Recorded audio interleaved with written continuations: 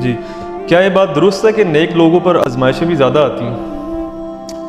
ہاں یہ حقیقت بات ہے، سب سے زیادہ آزمائشیں ہمارے نبی علیہ السلام پر آئی صلی ہیں۔ اللہ علیہ وسلم۔ صحیح مسلم میں حدیث ہے، آپ صلی اللہ علیہ وسلم کو طائف کے موقع پہ پتھر لگے، آپ کے مبارک خون سے مبارک جوتیاں جو ہیں وہ بھر گئیں، اور غزوہ احد کے موقع پہ آپ کے 4 دانت شہید ہوئے۔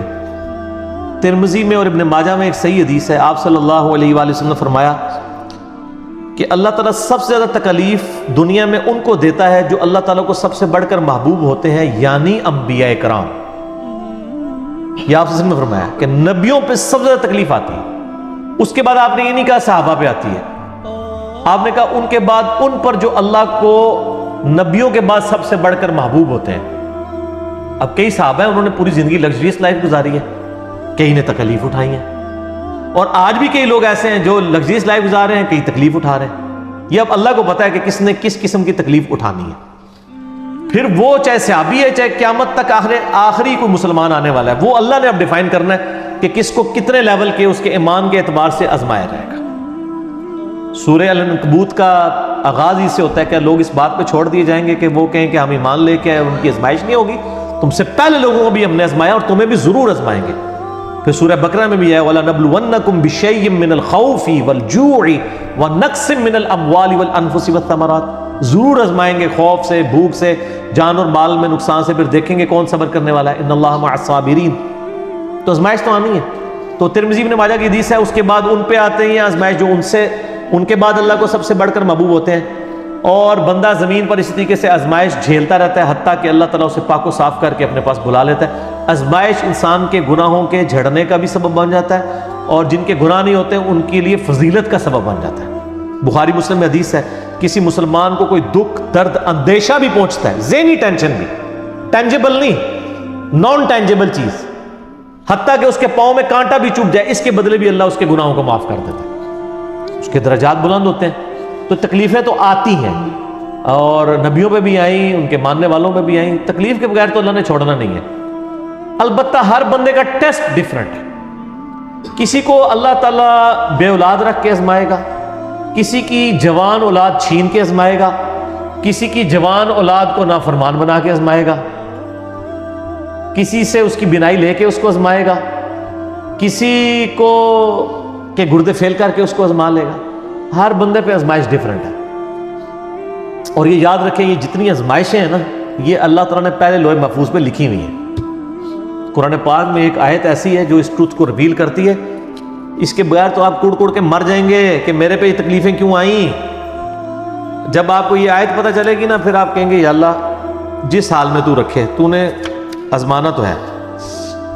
اور یہ جو طارق جمیل صاحب اور یہ باقی جو واعظین کر رہے ہیں نا کہ آپ اللہ کے راستے پہ آ جائیں تو انشاءاللہ تعالیٰ ساری پریشانیاں دور ہو جائیں گی، ان کو تھوڑا اپنے آپ کو ریوائز کرنا چاہیے۔ اس طریقے سے پریشانیاں دور نہیں ہوں گی، پریشانیاں جھیلنی آسان ہو جائیں گی۔ اگر اللہ کے راستے پہ آنے سے پریشانیاں دور نہیں ہوتی تو نبی علیہ السلام کی دور ہوتی نا۔ بخاری مسلم میں حدیث ہے، وفات تک اما عائشہ کہتی ہیں کہ 3 مہینے ہمارے گھر میں چولہا نہیں جلتا تھا، 2 کالی چیزوں پہ، کھجور اور پانی پہ گزارا ہوتا تھا، اور وہ بھی تھوک کے حساب سے نہیں، 1 کھجور اور پانی کا پیالہ صبح، میٹھا پانی 8-10 کلومیٹر سے بھر کے لانا پڑتا تھا، اور 1 شام کو، یہ ٹوٹل خوراک تھی، ٹھیک ہے۔ اور بعد میں صحابہ کرام کو بھی دیکھ لیں، رومن اور پرشین امپائر بھی فتح ہو گئی ہیں تو انہوں نے اپنی زہد کی زندگی گزاری ہے۔ تو یہ کہانیاں نہ کرایا کریں لوگوں کو، لوگ پھر مایوس ہوتے ہیں، لوگ کہتے ہیں نہیں ہم دین کے راستے پہ آئے، تکلیفیں اور بڑھ گئی ہیں۔ یہ پھر وہ لوگ اس طرح نہیں ہوتا۔ ہاں اس لیے کہا کہ پھر دنیا حسنہ مانگو اور آخرت میں حسنہ مانگو۔ حسنہ کا کیا مطلب ہے کہ رزق کی فراوانی ہو جائے گی؟ نہیں، جس حال میں آپ خوش ہو جائیں گے، جو صحیح مسلم میں حدیث ہے، ہمیشہ اپنے سے نچلے والے کو دیکھو، یوں تمہیں قناعت نصیب ہوگی، اللہ کی نعمتوں پہ شکر کرو گے۔ دنیا میں کوئی شخص کہہ سکتا ہے کہ میرے سے نیچے تو ہی کوئی نہیں ہے؟ سر ہر مسلمان اربوں لوگوں سے اوپر ہے۔ دنیا میں اس وقت بھی 4 ارب لوگ ہیں جن کے دل میں کلمہ نہیں ہے، تو مسلمان اس سے اوپر تو ہے نا۔ پھر اور نعمتیں گننے شروع کریں۔ سر پی سی ہوٹل کا مالک جو ہے وہ مرچ نہیں کھا سکتا، اور میں چنا چاٹ بھی کھا لیتا ہوں، تو میں اس سے بہتر ہوں۔ ایک فیکٹر میں نے کنسیڈر کیا ہے نا۔ اس کے بعد دولت ہے تو کیا کرے گا؟ ڈالر کھائے گا۔ تو ہر بندے کو اللہ نے آزمائش میں ڈالا ہے۔ تو یہ آیت ہے سورۃ الحدید کی آیت نمبر 22 اور 23۔ अऊज़ु बिल्लाहि मिनश शैतानिर रजीम। मा असाबा मिन मुसीबतिन फिल अर्द, कोई भी मुसीबत जो जमीन में आती है, वला फी अनफुसिकुम, या वो तुम्हारी जान में आती है, इल्ला फी किताबिम मिन क़ब्लि अन नब्राहा, वो हमने लोहे महफूज पे पहले ही लिख लिया कि उसको भेजें हम। जमीन पे अर्थक्वेक आते हैं, यानी जलजले आते हैं, सैलाब आते हैं, कहत साली आती है, वबाई मर्ज फैलता है, या तुम्हारी जान में किसी के गुर्दे फेल होते हैं, किसी को हेपेटाइटिस हो जाता है, किसी को कैंसर हो जाता है। अल्लाह ताला माता है ये सारी तकलीफें मैंने पहले ही लिखी हैं लोहे महफूज पे कि अरबों इंसानों में से किस बंदे को कौन सी तकलीफ देनी है। अल्लाहु अकबर। ज़ालिका इन्न ज़ालिका अलल्लाह यसीर, और बेशक ये अल्लाह के लिए बड़ा आसान है। तुम्हारे लिए मुश्किल है कि इतना डाटा कैसे मैनेज किया हुआ है, अल्लाह के लिए आसान है। किस लिए? लिकै ला तअसौ अला मा फातकुम, ये इसलिए मैंने किया ताकि तुम कफे अफसोस ना मलो जो तुमसे छिन जाए। क्या कहो?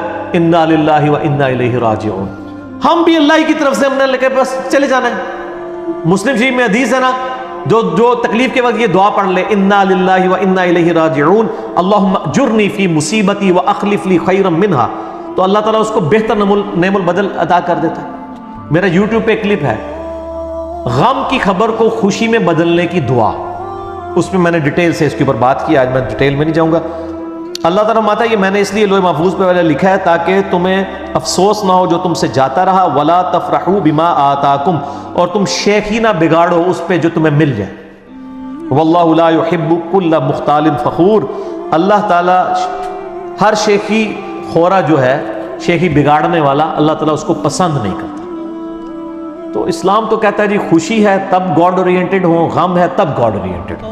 ठीक हो गया जी। सवाल है कि मौला अली अलैहिस्सलाम का कौल बयान किया जाता है कि अल्लाह ताला की तरफ से आने वाली आजमाइश और अज़ाब में फ़र्क ये है कि आजमाइश से इंसान अल्लाह ताला की तरफ रुजू करता है और अज़ाब से अल्लाह ताला से दूर हो जाता है। तो जाली कौल है। हज़रत अली अलैहिस्सलाम की तरफ तो अक्सर झूठे कौल ही मंसूब किए गए हैं।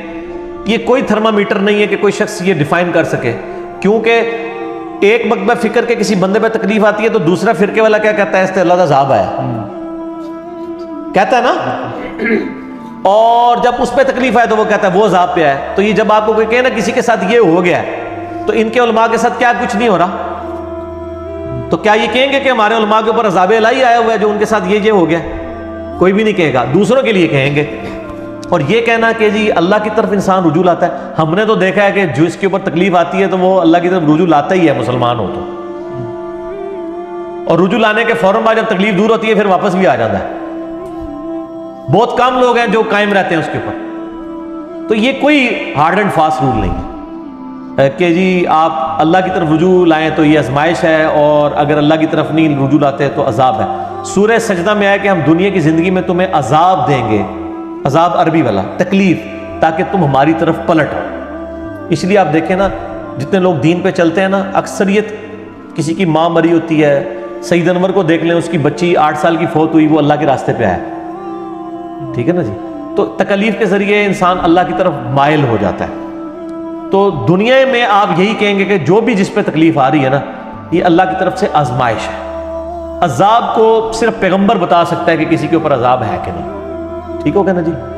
वरना तो जिन जिन के ऊपर तकलीफें आई हुई हैं, देखें आप हज़रत हुसैन अलैहिस्सलाम पे कैसी तकलीफ आई है। उस ज़माने के हज़ारों लोग, आले उमैया के लोग, हज़रत हुसैन को बिदती कहते थे। वो कहते थे इसने इमाम वक्त के खिलाफ खुरूज किया है और ये बिदती है। ठीक है, और उन्होंने तो सवाब समझ के उनको शहीद किया हुआ ना। तो लोगों के फतवों से क्या फ़र्क पड़ता है? ठीक हो, अल्लाह को पता है कि कौन किसका मुकाम अल्लाह के यहाँ क्या है। हम यही कहेंगे कि जिसमें भी तकलीफ है अल्लाह की तरफ से आजमाइश है, ताकि वो अल्लाह की तरफ रुजू लाए। बस ये कोई नहीं कह सकता कि अजाब है किसी को, ना अपने दुश्मन के बारे में क्लेम करे, ना अपने बारे में ऐसा कोई क्लेम करे। आप आजमाइश ही समझे। ठीक हो गया।